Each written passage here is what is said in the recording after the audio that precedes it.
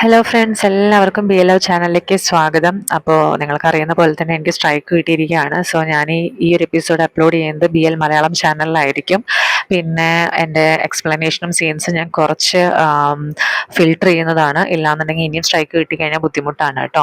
So നമ്മുടെ episode തുടങ്ങുന്നത് വെച്ച് കഴിഞ്ഞാൽ നമ്മുടെ ജയും സണ്ണും കൂടിയിട്ടുള്ള റിലേഷനാണ്. ആഫ്റ്റർ ഒരു ജയിനെ രക്ഷപ്പെടുത്തിയതിന് ശേഷമുള്ള സമയത്ത് 5 വർഷം മുമ്പ്. ദെൻ ഇപ്പോൾ നമ്മുടെ 3യുടെ കണ്ടിന്യൂഷൻ ആയിട്ട് ശരിക്കും എപ്പിസോഡ് തുടങ്ങുവാണ്.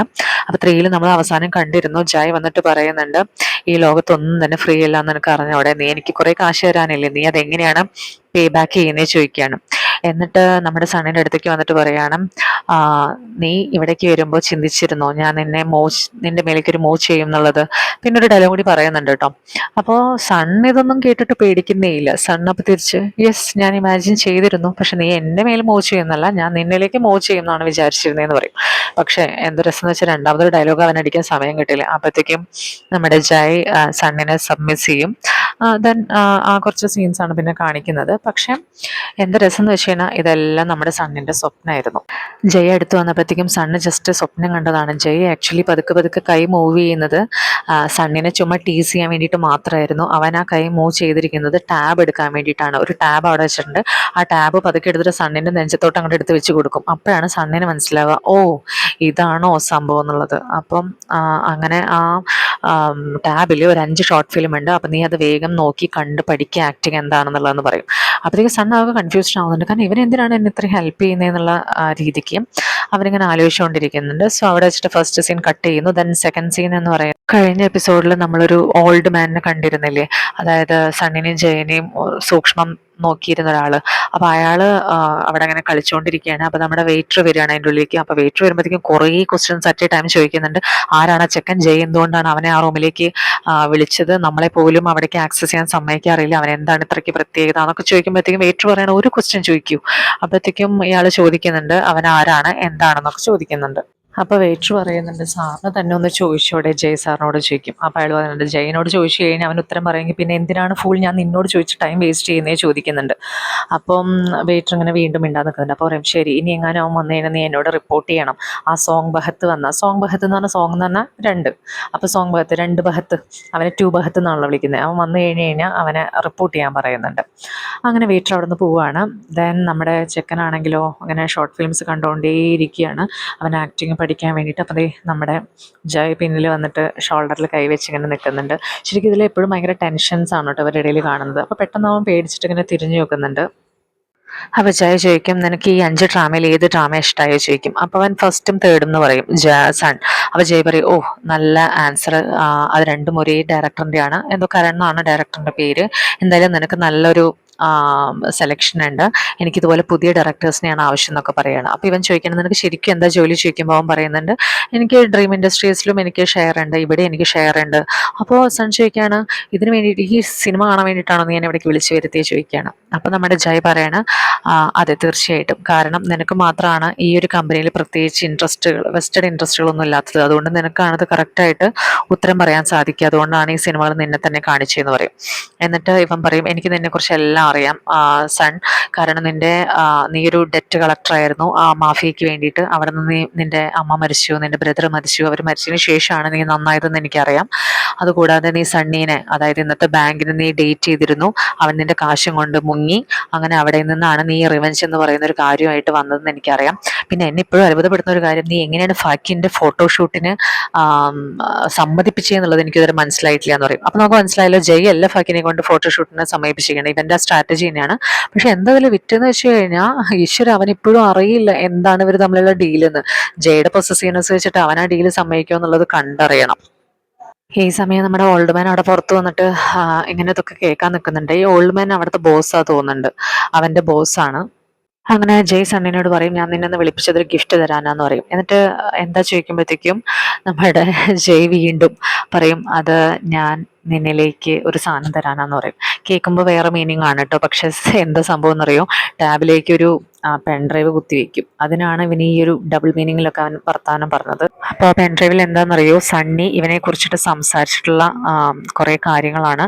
അതായത് പുതിയതായിട്ട് ഇൻഡസ്ട്രിയിൽ വന്ന ചെക്കനെ എങ്ങനെ അവിടുന്ന് തുരത്തി ഓടിക്കണം എന്നുള്ളവൻ്റെ ഡയലോഗ്സ് ആണ് അത് ഫുള്ള്. അപ്പം ഇവൻ ചോദിക്കും നിനക്ക് ഇതൊക്കെ എങ്ങനെ കിട്ടിയ ചോദിക്കുമ്പോൾ പറയും ഈ ബാറിൽ വരുന്നവരെന്ന് പറഞ്ഞാൽ മൊത്തം സെലിബ്രിറ്റീസാണ്. അവരിവിടെ വന്നിട്ട് കുറേ കാര്യങ്ങൾ സംസാരിക്കും. ഇവിടുത്തെ എന്ത് കാര്യം സംസാരിച്ചു കഴിഞ്ഞാലും അത് കിട്ടാനുള്ള എല്ലാ സാധ്യതകളും ഇവിടെ തന്നെ ഉണ്ട് പറയും.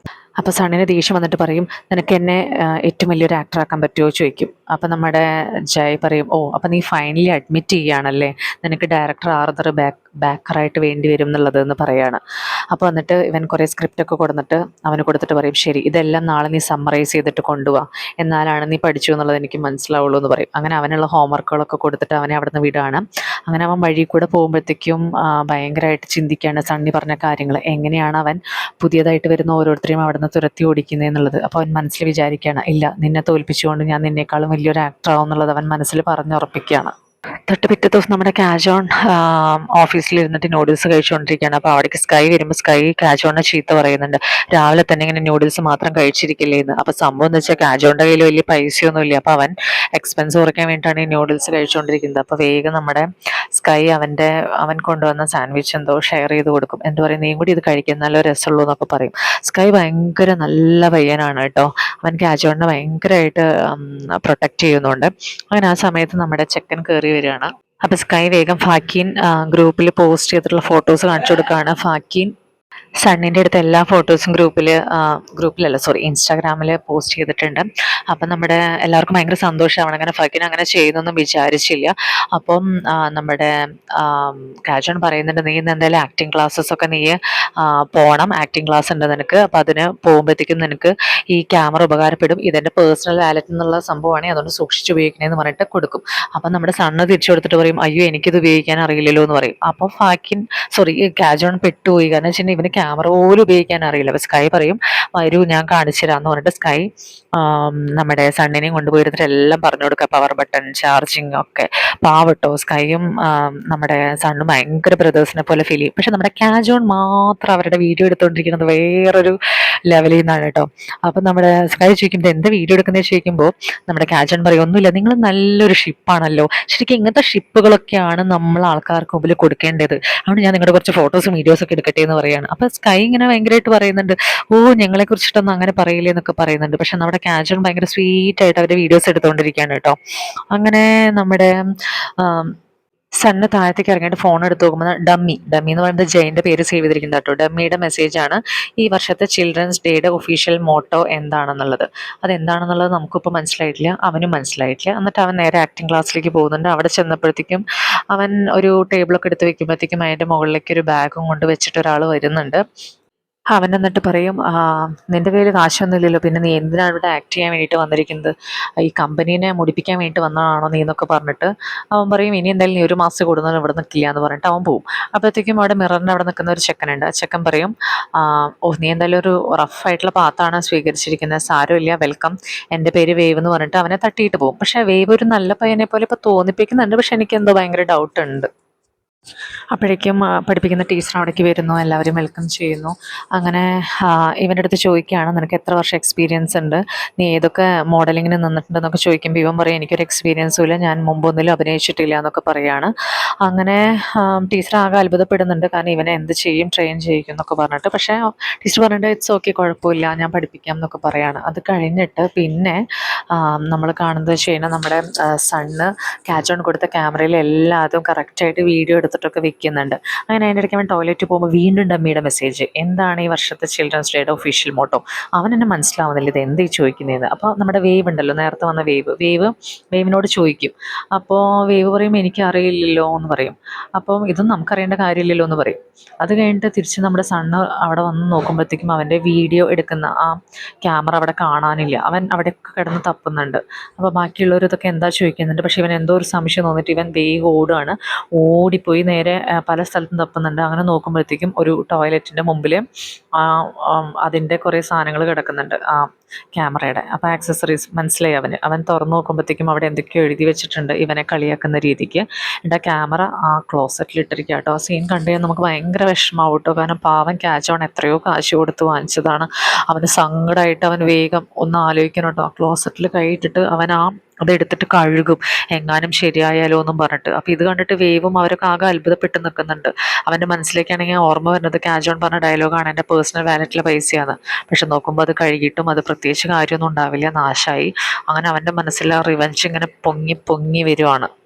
പിന്നെ കാണുന്ന സീൻ എന്ന് പറഞ്ഞാൽ നമ്മുടെ കാജോണും നമ്മുടെ സണ്ണും കൂടിയിട്ട് ഒരു തിയേറ്റർ ഇവന്റ് കാണാൻ പോവാണ്. തിയേറ്റർ ഇവന്റ് വേറെ ആരുടെ അല്ല, നമ്മുടെ സ്കൈയുടെ ആണ്. സ്കൈ ഭയങ്കര സൂപ്പറായിട്ട് അഭിനയിക്കും കേട്ടോ, ശരിക്കും കാണാനാണ്, അത്രയും നല്ല അഭിനയമാണ്. അങ്ങനെ ഇത് ഭയങ്കര ഇമ്പ്രസീവായിട്ട് നമ്മുടെ സൺ നോക്കിയിരിക്കുകയാണ്, അവൻ്റെ ഓരോ ആക്ടിങ് സ്റ്റൈലും അവൻ പഠിക്കുകയാണ്. അങ്ങനെ അവസാനം അവനും ഭയങ്കര ക്ലാപ്പ് ചെയ്യുകയാണ്, കാരണം അത്രയ്ക്കും നല്ല അഭിനയം. അപ്പോൾ കാജോണും സണ്ണിനെ നോക്കിയിരിക്കുന്നുണ്ട്. എന്നിട്ട് പറയുന്നുണ്ട്, എന്ത് തോന്നുന്നു, നന്നായിട്ടില്ലേ ചോദിക്കുമ്പോൾ പറയും നന്നായിട്ടുണ്ടെന്ന് പറയും. അങ്ങനെ അതിൽ നിന്ന് ഓരോന്നും അവൻ്റെ മനസ്സിലേക്ക് അവൻ എടുക്കുകയാണ്, എങ്ങനെയാണ് അഭിനയിക്കേണ്ടത് എന്നുള്ളത്. അതായത് നല്ലൊരു ആക്ടർ ആവാൻ വേണ്ടിയിട്ട് അവൻ തന്നെ ശ്രമിച്ചുകൊണ്ടിരിക്കുകയാണ്, അവൻ എന്താണ് ആവേണ്ടത് എന്നുള്ളത് അവൻ മനസ്സിലായിക്കൊണ്ടിരിക്കുകയാണ്. അങ്ങനെ അവിടുന്ന് നേരെ നമ്മുടെ സ്ഥിരം പോകുന്ന നമ്മുടെ ചെക്കനെ കാണാൻ വേണ്ടിയിട്ട് പോവുകയാണ്. പക്ഷെ ഇപ്രാവശ്യം ബോഡി ഗാർഡ്സ് വേഗം അവനുള്ളിലേക്ക് വിടും, കാരണം അവർക്കറിയാലോ ടൂബഹത്തിനെ. അങ്ങനെ അവിടെ ചെല്ലുമ്പോഴത്തേക്കും വേറൊരു വെയിറ്ററാണ് അവനെ സ്വീകരിക്കുന്നത്. അപ്പോൾ അവൻ മനസ്സിൽ വിചാരിക്കേണ്ടത് ഇവനല്ലല്ലോ, വേറെ ആളല്ലേ വരാറെന്ന്. അപ്പോഴത്തേക്കും അവൻ ഇവനെ കൊണ്ടുപോകുന്നത് വേറെ എവിടേക്കല്ല, നമ്മുടെ ഓൾഡ് മാൻ ഇല്ലേ അവൻ്റെ റൂമിലേക്കാണ് കൊണ്ടുപോകുന്നത്. സത്യം പറയട്ടെ, എനിക്ക് ഭയങ്കര ടെൻഷനാവും, ഈശ്വര എന്തൊക്കെയാണോ ഇവിടെ ഉണ്ടാവാന്ന് കരുതും.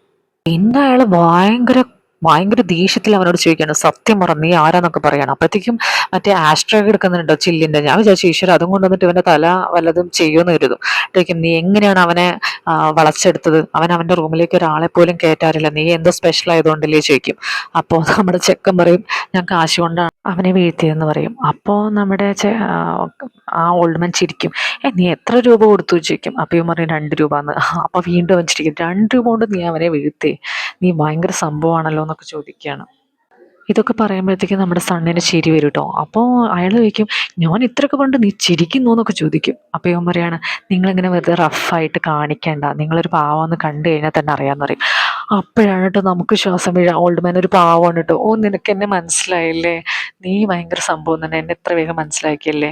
എന്തായാലും നിനക്ക് എന്തെങ്കിലും ചോദിക്കുകയാണെങ്കിൽ ചോദിക്കാമെന്ന് പറയും. അപ്പോൾ ഇവൻ പറയും, എനിക്കൊരു കാര്യം ചോദിക്കാനുണ്ട്, ഈ ഡയറക്ടർ ആർദർ എന്ന് പറയുന്ന, അല്ല അതിനു മുമ്പ് അവൻ ചോദിക്കും, ഈ ജയ്ക്ക് വേറെ പേരുണ്ട് ചോദിക്കും. അപ്പോൾ പറയും, അവന് ജയ് എന്നുള്ള പേര് ഇഷ്ടമൊന്നുമില്ല, പക്ഷെ അവന് വേറെ പേരൊന്നും ഇല്ലല്ലോ എന്ന് പറയും.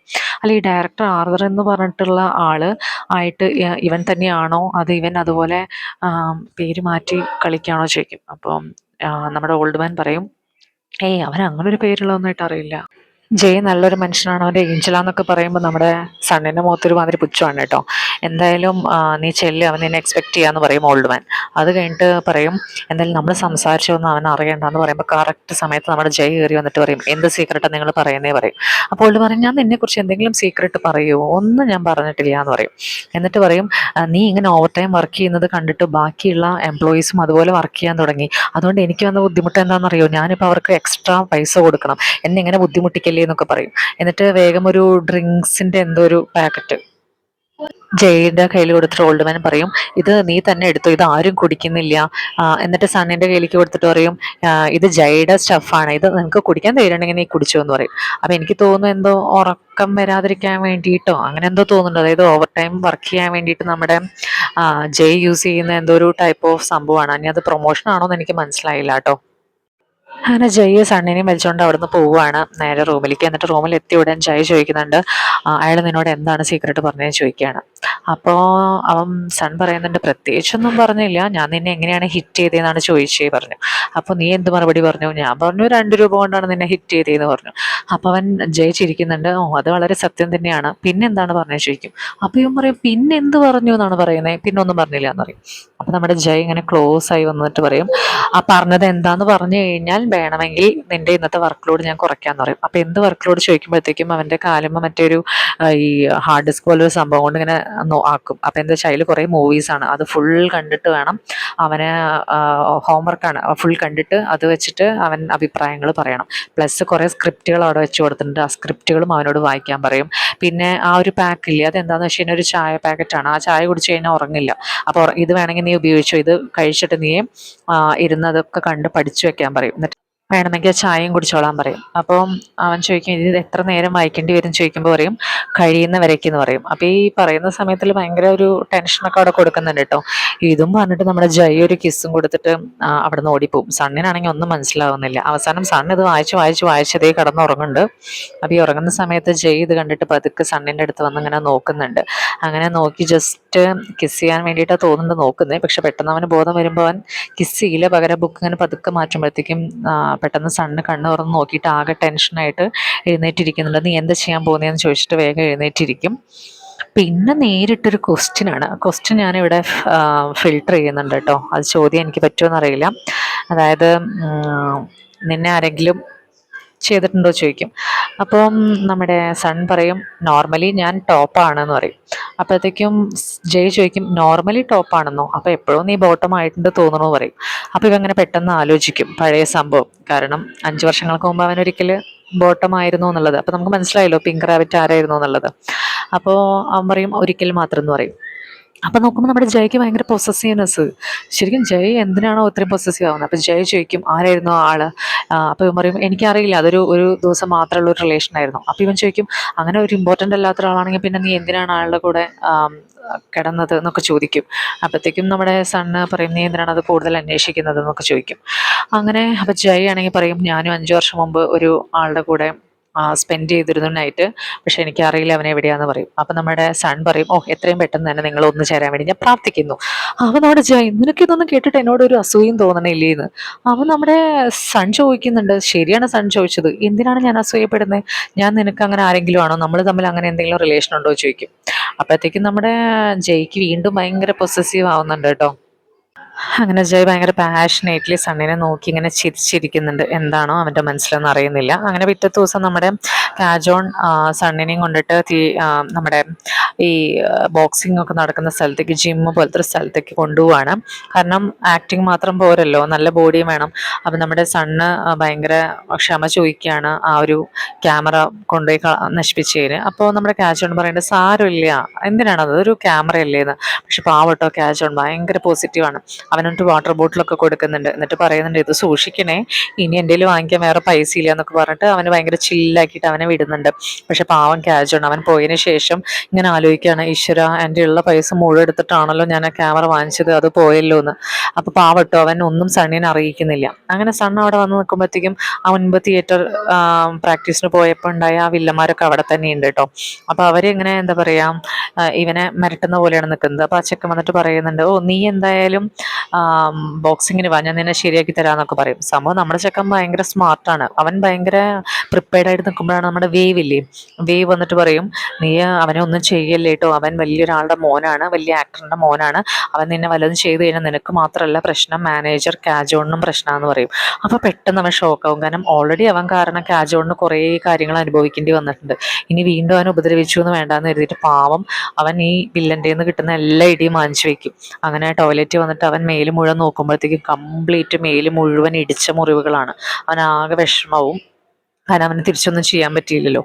ഈ സമയത്ത് നമ്മുടെ വേവും വേറെ ഫ്രണ്ടും കൂടിയിട്ട് വരും. എന്നിട്ട് പറയും വളരെ സോറി, ഞങ്ങൾക്കൊന്നും ചെയ്യാൻ പറ്റുന്നില്ല, അവനോട് നമുക്ക് അങ്ങനെ ഒന്നും ചെയ്യാൻ പറ്റില്ല എന്നൊക്കെ പറയും. എന്നിട്ട് പറയും ഞങ്ങളിന്ന് ഡ്രിങ്ക്സിന് പോകുന്നുണ്ട് വൈകിട്ട്, നീ വരുന്നുണ്ടോ ചോദിക്കും. ഇല്ലെങ്കിൽ കുഴപ്പമില്ല എന്ന് പറയും. അപ്പോൾ അവൻ ചോദിക്കും എവിടേക്കാണ് പോണേ ചോദിക്കും.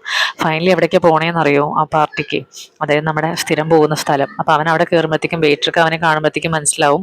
ഇവൻ വെയിറ്ററിനോട് ജസ്റ്റ് ഇങ്ങനെ തലയാട്ടിയിട്ട് അവർ ഉള്ളിലേക്ക് കയറും. അപ്പോൾ ഈ വേവും ഫ്രണ്ട്സൊക്കെ പറയുന്നുണ്ട് ഓ ഇതൊക്കെ ഭയങ്കര സെലിബ്രിറ്റീസ് വരുന്ന സ്ഥലമാണ്, ഇവിടെയൊക്കെ നമുക്ക് സീറ്റ് കിട്ടിയതേ വലിയ ഭാഗ്യം, എല്ലാവരും ഇവിടെ കയറാൻ വേണ്ടി ആഗ്രഹിക്കുന്നവരാണെന്നൊക്കെ പറയും. അത് കഴിഞ്ഞിട്ട് വേവ് പറയുന്നുണ്ട് നിനക്ക് ആരെങ്കിലും ബാക്കർ ആയിട്ടുണ്ടോ ചോദിക്കുമ്പോൾ ഇവൻ പറയുന്നുണ്ട് ഇല്ല എനിക്ക് അങ്ങനെ ആരും ബാക്കർ ആയിട്ടൊന്നുമില്ല. അപ്പോൾ ഇവർ പറയുകയാണ് ഈ ഇൻഡസ്ട്രിയിൽ നിൽക്കണമെങ്കിൽ നമ്മൾ പലതും സാക്രിഫൈസ് ചെയ്യണം, നമുക്ക് പിന്നീന്ന് ഒരു ബലം ഇല്ലെങ്കിൽ നമുക്കൊന്നും ചെയ്യാൻ പറ്റില്ല, അതുകൊണ്ട് തന്നെ നീയും അങ്ങനെ എന്തെങ്കിലുമൊക്കെ ശ്രമിക്കണം എന്ന് പറയും. പെട്ടെന്ന് ഈ വേവിനൊരു ഫോൺ വരികയാണ്. വേവ് പറയാണ് ശരി ഞങ്ങളിവിടെ റെഡിയാണ്, ഏത് റൂമിലേക്കാണ് വരേണ്ടതെന്നൊക്കെ ചോദിക്കുന്നുണ്ട്. എനിക്ക് അപ്പോഴേ എന്തൊക്കെയോ വശവശൊക്കെ തോന്നുന്നുണ്ട് കേട്ടോ. അങ്ങനെ അവർ ഡ്രിങ്ക്സ് കഴിച്ചുകൊണ്ടിരിക്കുകയാണ്. ദെൻ നമുക്ക് വേറെ റൂമിലേക്ക് പോകാമെന്ന് പറഞ്ഞിട്ട് നമ്മുടെ ചെക്കനെയും കൊണ്ടിട്ട് അവർ പോവുകയാണ്. നോക്കുമ്പോൾ എന്താ റൂമിൽ കുറേ ആൾക്കാരുണ്ട്. ഭയങ്കര ഒരു മോശപ്പെട്ട സ്ഥലം പോലെ തന്നെ കേട്ടോ. എന്നിട്ട് വരുമെന്ന് പറയുമ്പോഴത്തേക്കും ഒരാൾ ഇവനെ നോക്കിയിട്ട് സണ്ണിനെ നോക്കിയിട്ട് പറയുന്നുണ്ട് ഓ കാണാൻ വലിയ സംഭവം എന്നൊന്നും പറയാനില്ല, ഒരു ഓർഡിനറി മാൻ. എന്നൊക്കെ പറഞ്ഞിട്ട് അവനെ കളിയാക്കുന്നുണ്ട്. എന്നിട്ട് പറയാണ്, കുഴപ്പമില്ല, നിന്റെ ലുക്കിൽ അത്രയ്ക്ക് കൊള്ളൂലെങ്കിലും നിന്റെ വായ നന്നായാൽ മതി എന്ന് പറയുന്നുണ്ട്.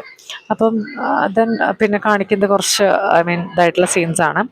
അപ്പോഴത്തേക്കും പറയാണ്, ഓക്കെ എന്തായാലും നീ മാക്സിമം ശ്രമിച്ചു നോക്ക് എന്ന് പറയാണ്. അപ്പോൾ വേവ് പറയുന്നുണ്ട്, എടാ ഇതൊന്നും കുഴപ്പമില്ല, നമുക്ക് ഇന്നൊരു ഫ്രീ ഡ്രിങ്ക് കിട്ടി, അതിൻ്റെ പകരമായിട്ട് നീ ചെയ്തു കൊടുക്കുന്നതായിട്ട് ചിന്തിച്ചാൽ മതി എന്ന് പറയും. അപ്പോഴത്തേക്ക് ഇവൻ ആകെ ഡൗട്ട് പറയും, നിങ്ങൾക്കൊരു തെറ്റിദ്ധാരണ എന്താണ്? അപ്പോൾ മറ്റേയാൾ ചോദിക്കും, എന്ത് തെറ്റിദ്ധാരണ, നീ ഇതൊന്നും ചെയ്തിട്ടില്ല എന്നാണോ പറയുന്നത്? അങ്ങനെയാണെങ്കിൽ നീ ഒന്ന് ചെയ്ത് നോക്കി നോക്ക്, ഇതൊക്കെയല്ലേ ഇനി ഇൻഡസ്ട്രിയിൽ വളരാൻ പറ്റുള്ളൂ എന്ന് പറയാണ്. അപ്പോൾ അവൻ വിസമ്മതിക്കുമ്പോഴത്തേക്കും അയാൾ ഇവിടെ വേറെ കുറേ പേരുണ്ടല്ലോ, അപ്പോൾ അയാൾ ഒരാൾ തോക്കും കൊണ്ട് വന്നിട്ട് പറയാണ്, നീ മര്യാദയ്ക്ക് ചെയ്യുന്നുണ്ടോ അതോ നിന്നെ ശരിയാക്കണോ ചോദിക്കുകയാണ്. അങ്ങനെ അവനെ മുട്ടുകുത്തി അവിടെ നിർത്തിക്കുകയാണ്. അപ്പോഴത്തേക്കും ഫ്രണ്ട്സും ആകെ പേടിക്കുന്നുണ്ട്, കാരണം ഇവൻ എന്തെങ്കിലും ചെയ്യുമോ അല്ലെങ്കിൽ ഇവൻ എന്തെങ്കിലും സംഭവിക്കുമോ എന്ന് പേടിച്ചിട്ട് അവരും ഇരിക്കുന്നുണ്ട്. പക്ഷെ ഇവർ നല്ലവരാണോ പൊട്ടയാണോ എന്ന് എനിക്ക് ഇപ്പോഴും മനസ്സിലായിട്ടില്ല കേട്ടോ.